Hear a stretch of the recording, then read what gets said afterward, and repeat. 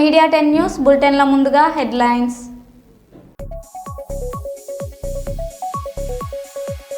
కొండగట్టులో భారీ అగ్ని ప్రమాదం.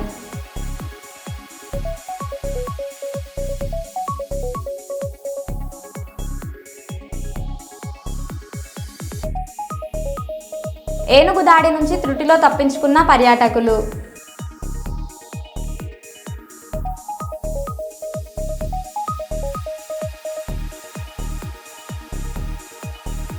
భగవాన్ శ్రీ బాలసాయిబాబా ఆరాధన ఉత్సవం మహాయాగం.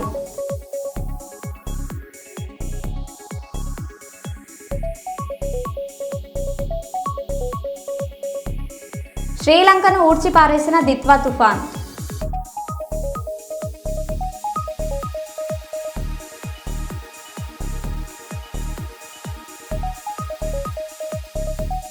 కోటేకల్ కారు ప్రమాద బాధితులను పరామర్శించిన మంత్రి టీజీ భరత్.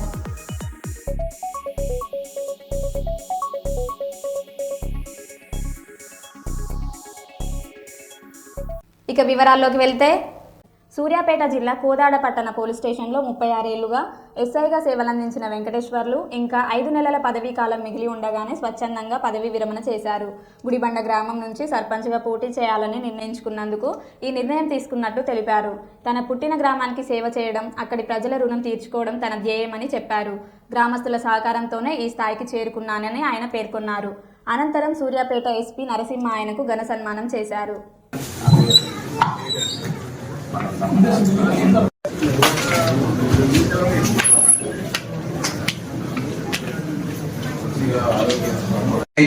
పూరి వెంకటేశ్వర్లు, అదేవిధంగా ఎస్ఐ ఇస్మాయిల్, వీళ్ళిద్దరికి నేనే వాలంటరీ రిటైర్మెంట్ సర్వీస్ కి రిఫర్ చేయడం జరిగింది. అదేవిధంగా మనకి ఈ రోజు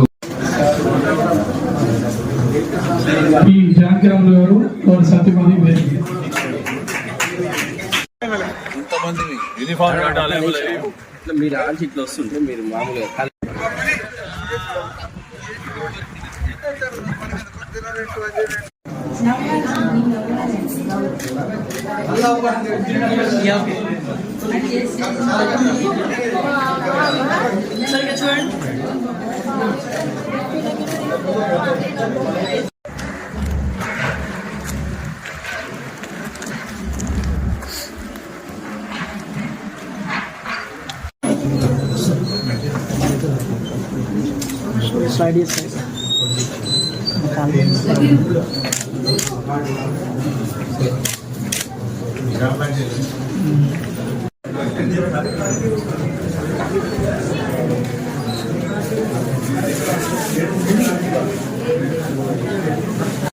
నన్ను ఇప్పుడు వాళ్ళ బ్రదర్ మాట్లాడతామంటే మాట్లాడలేనటువంటి పరిస్థితి.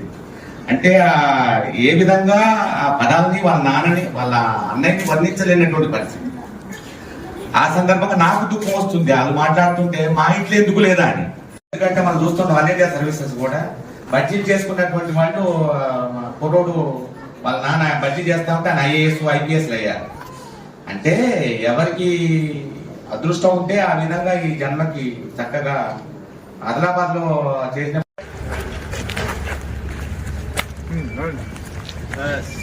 ఉడ్బి సర్పంచ్ గారికి కంగ్రాచులేషన్, అడ్వాన్స్ కంగ్రాచులేషన్. 14th నాడు ఇంత గుడిబండ సర్పంచ్ గారు కంగ్రాచులేషన్ అడ్వాన్స్ గా. Right, all the best.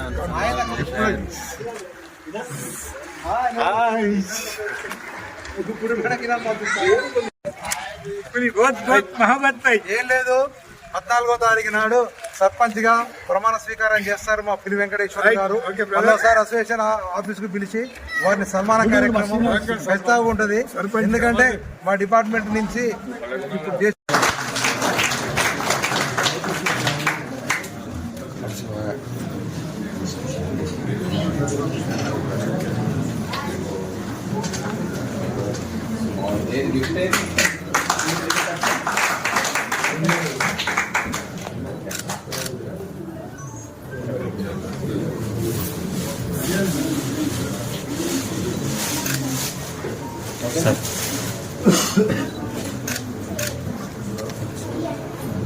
ఇప్పుడు సర్పంచ్ అయితే ప్రోటోకాల్ లో మీరు ఇండియన్ కాన్స్టిట్యూషన్ ప్రకారంగా ఏదన్నా నేమ్ ప్లేట్ ఉంటే ఫస్ట్ మీ పేరే ఉంటుందండి. అది రూల్. అది ఈ రోజేమో మొత్తం కూడా ప్రోటోకాల్లో మా అందరి ఉంటే ఉండొచ్చు పైన, రేపొద్దున సర్పంచ్ అయ్యారు అనుకోండి, మీరే ఆ గ్రామాన్ని మీ విజన్తోని ఇండిపెండెంట్గా మంచిగా నడిపించుకోవడానికి అవకాశం ఉంటుంది అనమాట. ఈ అవకాశం ఇచ్చినటువంటి ఎన్నో విషయాలను మాట్లాడాలన్నా కూడా ఇంకో ఈ సందర్భంగా ప్రతిసారి కూడా మన ఎస్పీ గారు గుర్తు చేస్తా, నాది కరెక్ట్గా 150 డేస్ ఉందండి. నాది మీలో కలవడానికి పార్టీ కూడా లేదు.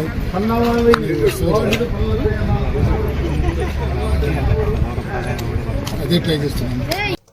సీనియర్ నటుడు రాజేంద్ర ప్రసాద్ ఓ తాజా సినిమా ఈవెంట్లో వివాదాస్పద వ్యాఖ్యలు చేశారు. బ్రహ్మానందంపై మాట్లాడిన సమయంలో అతని మాటలు అనుచితంగా ఉన్నాయని పలువురు ప్రేక్షకులు, నెటిజన్లు విమర్శిస్తున్నారు. ప్రజలు ఎదుట నిలిచే నటులు మరింత శాంతంగా, గౌరవంగా వ్యవహరించాలని, వ్యక్తిగత వ్యాఖ్యలు చేయడం సరిగా లేదని వారు అంటున్నారు. ఇదే తరహాలో రాజేంద్ర ప్రసాద్ గతంలోనూ మాజీ మంత్రి నటి రోజా, కమెడియన్ ఆలీ గురించి కూడా అసభ్యంగా మాట్లాడిన సందర్భాలు ఉన్నాయని గుర్తు చేశారు. కదా నువ్వు నేను ఏది ఏమైనా శ్రీ డాక్టర్ బ్రహ్మానందం గారు మాట్లాడిన తర్వాత నాలాంటి వాళ్ళు మాట్లాడటం, ఏం మాట్లాడినా మీ శిష్యులమే కదా సార్, మేము ఎంతోడమైనా మీ శిష్యులమే కదా. కానీ ముస్లిముండా కొడుకు కదా నువ్వు నేను ఏది ఏమైనా.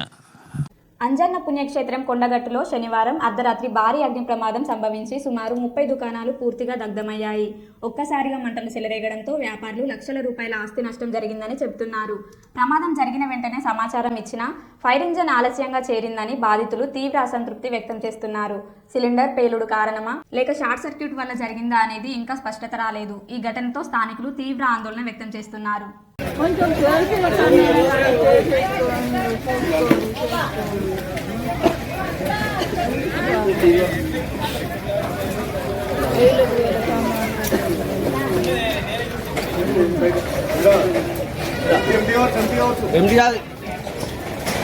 ఎంటీ కాదు, వంట చేసేది అది.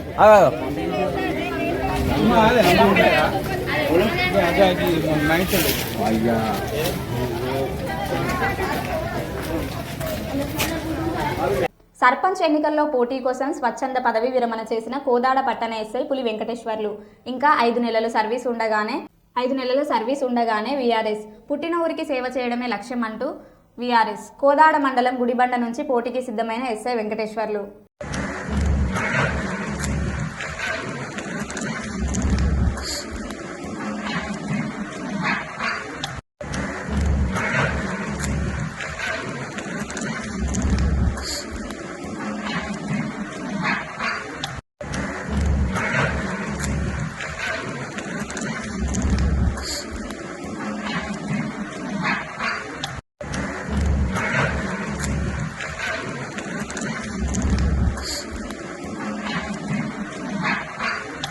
కర్నూలు ప్రభుత్వ సర్వజన ఆసుపత్రి పేయింగ్ బ్లాక్లో ఆధునీకరించిన గనుల ప్రారంభోత్సవానికి వచ్చి గదులను ప్రారంభిస్తున్న జిల్లా ముఖ్యమంత్రి వర్యులు టీజీ భరత్ మరియు జిల్లా కలెక్టర్ డాక్టర్ ఏ సిరి కార్యక్రమంలో పాల్గొన్న ఆసుపత్రి అధికారులు మరియు సిబ్బంది.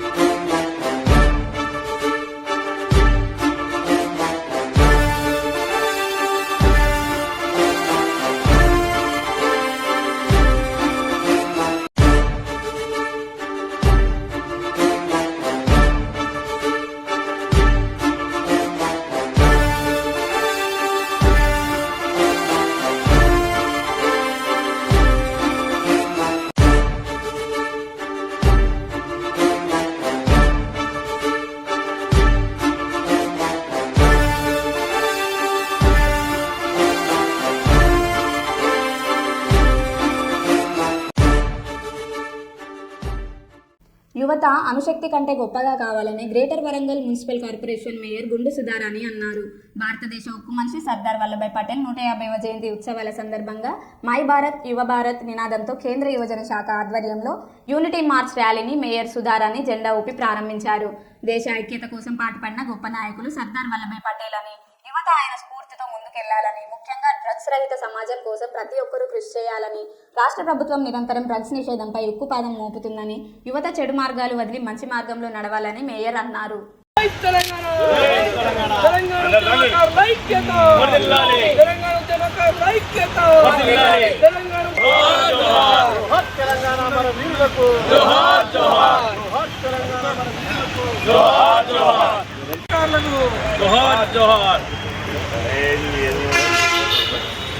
మీరు కొంచెం మెడల్. జై తెలంగాణ, కేసీఆర్ గారి నాయకత్వం, కేసీఆర్ గారి నాయకత్వం, కేసీఆర్ గారి నాయకత్వం, కేసీఆర్ గారి నాయకత్వం, కేసీఆర్ గారి నాయకత్వం. ఈరోజు దీక్షా దివాస్ సందర్భంగా మన కార్యక్రమానికి ముఖ్య అతిథిగా ఇచ్చేసిన మాజిపుర చైర్మన్ మరి యాదవ్ రెడ్డి గారు, మరో ముఖ్య అతిథి deputy mayor Hanumanth Devanand,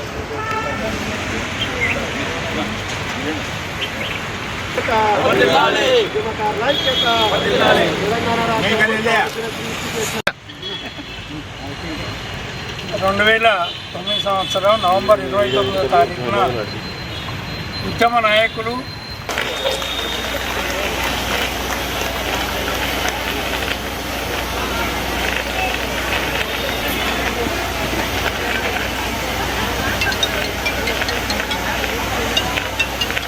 photographer అయిపోయినా ఫోటోగ్రాఫర్ తెలుసు.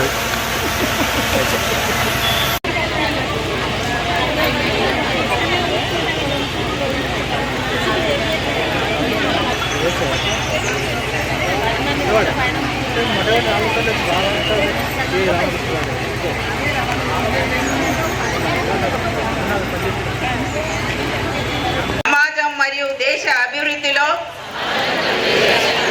యువత ముఖ్యమైన దేశాన్ని మాదక ద్రవ్యాల రహితంగా మార్చడానికి దేశం ఈ సవాల్ని స్వీకరిస్తూ కింద ఐక్యంగా ఉండి సమాజం కూడా డ్రగ్ రహితంగా ఉంటామని నిర్ణయం తీసుకుందాం. నా దేశాన్ని నా శక్తి మేరకు మేము చేయగలిగిందంతా చేస్తామని ప్రతిజ్ఞ చేస్తున్నాము. మార్పు మనకు నుంచే ప్రారంభం కావాలి. కాబట్టి మనం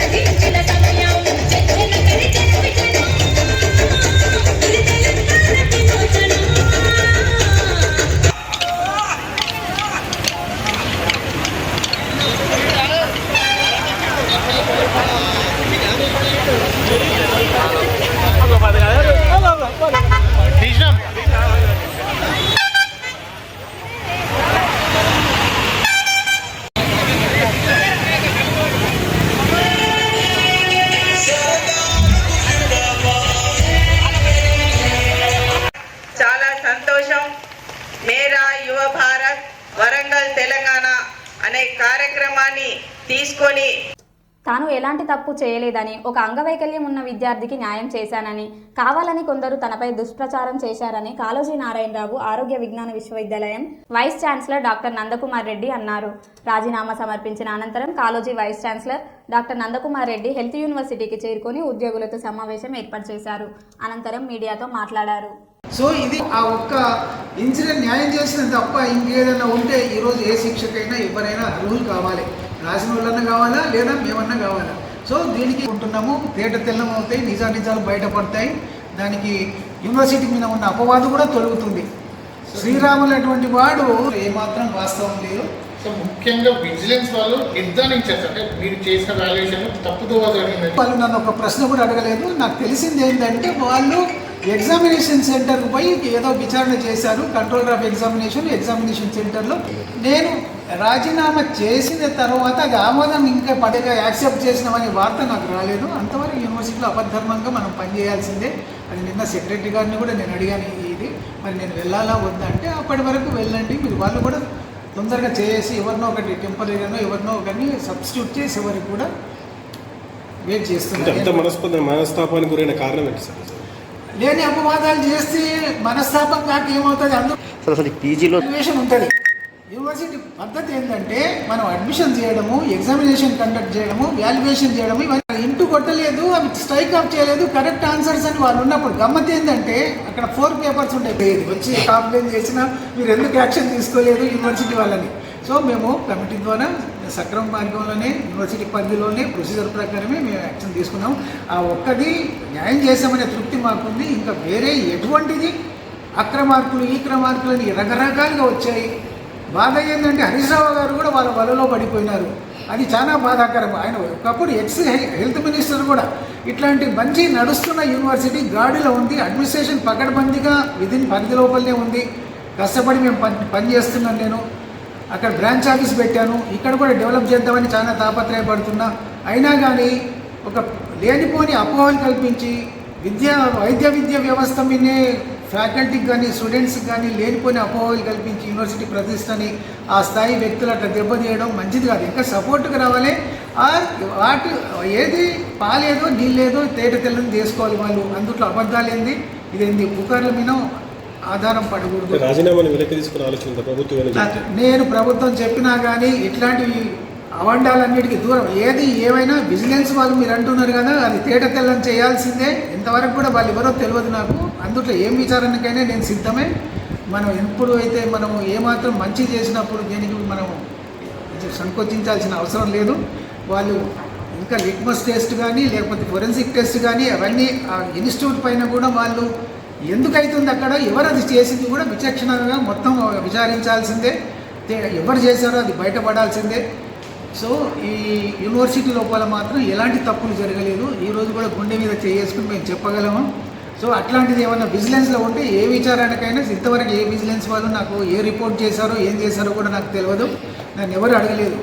సో నేను నాకే ఇదనిపించి నిన్న నేను చీఫ్ సెక్రటరీ గారి దగ్గర కూడా చెప్పాను, నేను హెల్త్ సెక్రటరీ గారి దగ్గర కూడా చెప్పాను.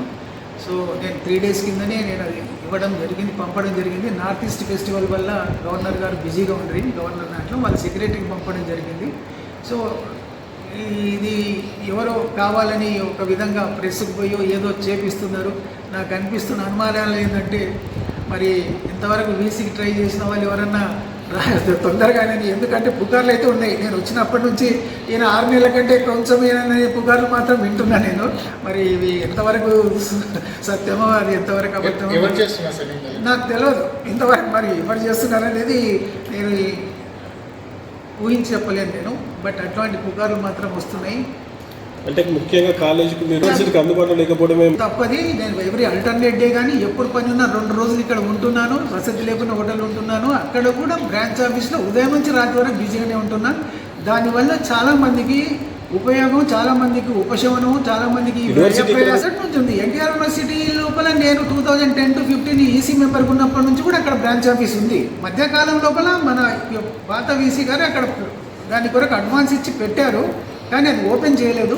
నేను 4 years నుంచి పెండింగ్ ఉన్న దాన్ని ఓపెన్ చేసి అక్కడ కూడా చాలామందికి ఉన్న స్టూడెంట్స్కి కానీ మెడికల్ కాలేజీలకు కానీ హాస్పిటల్ కానీ అందుబాటులో ఉన్నాను అక్కడ నేను. ఒకరోజు ఇక్కడ, ఒకరోజు అది హెల్త్ మినిస్టర్ గారు అప్రూవల్ కూడా ఉంది. మీరు అక్కడ ఒకరోజు ఇక్కడ ఒకరోజు ఉన్నామని చెప్పేసి అక్కడ బిజీగానే ఉన్నా, ఇక్కడ బిజీగా ఉన్నా. నేను టోటల్గా ముఖ్యమంత్రి, గౌరవ ముఖ్యమంత్రి గారికి కానీ, రాష్ట్ర ప్రతిష్టకు కానీ, లేక యూనివర్సిటీ ప్రతిష్టకు కానీ ఏమాత్రము ఎవరిని అట్లాంటి ఈ వయసులో నేను ఎవరిని అనాల్సిన అవసరం లేదు. కాకపోతే అటెండెన్స్ కానీ ఇక్కడ మంచిగా స్ట్రిక్ట్, ఎవరి పనులు వాళ్ళు చేయండి. ఇప్పుడు చూడండి, ప్రతిదీ బయటికి లీక్ అవుతూ ఉంది. లోపలి ఉన్న ప్రతిదీ ఎందుకు కావాలా, మంచిది కావాలి, కానీ ఒక కింది స్థాయి వ్యక్తులు ఆ విధంగా